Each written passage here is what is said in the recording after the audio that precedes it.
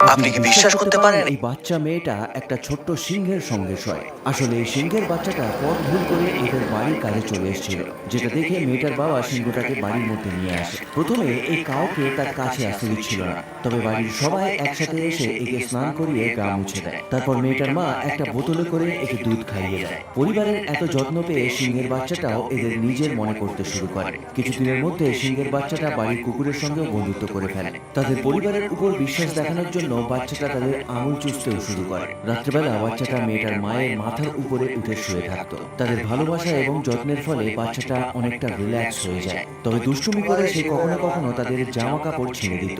এই জন্য তারা সিংহের বাচ্চাটাকে ব্যস্ত রাখার জন্য খেলনা কিনে আনে। সময়ের সাথে সাথে সিংহের বাচ্চাটা বড় হওয়ার সাথে সাথে তার দুষ্টুমিও বেড়ে যায়। সে মেয়েটার মাকে কাজের সময় সব সময় বিরক্ত করত।